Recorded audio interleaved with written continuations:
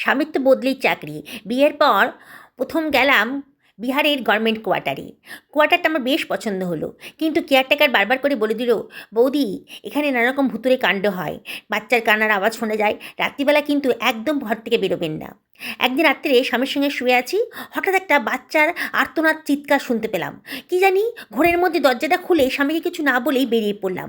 দেখলাম ব্যালকনিতে একটা রক্তাক্ত শিশু চিৎকার করে কাঁদছে, বুকে একটা ছুরি বেঁধে আছে। আমি ছুটে গিয়ে ছুরিটা বাচ্চাটার বুক থেকে বার করে রক্তাক্ত শিশুকে কোলে করে নিয়ে বললাম, বাবা তোর কোনো চিন্তা নেই, এই তো আমি তোর মা, এসে গেছি। আর কিছু মনে নেই। যখন জ্ঞান এলো তখন দেখলাম বাগানের কেয়ারটেকার আর আমার স্বামী আমার চোখে মুখে জল দিচ্ছে। কেয়ারটেকারকে সব বলতে বলল এখানে একটা শিশুকে ডাকাতরা হত্যা করেছিল। তারপর থেকে এরকম কান্নার আওয়াজ শুনতে পাওয়া যায়। পরের বছর আমি মা হলাম। ছেলেকে দেখেই মনে হলো একে আমি চিনি, ওকে আমার কাছেই ফিরে এলো। ছেলে তখন চোখ পিটি পিটি করে আমার দিকে চেয়ে চেয়ে হাসছে।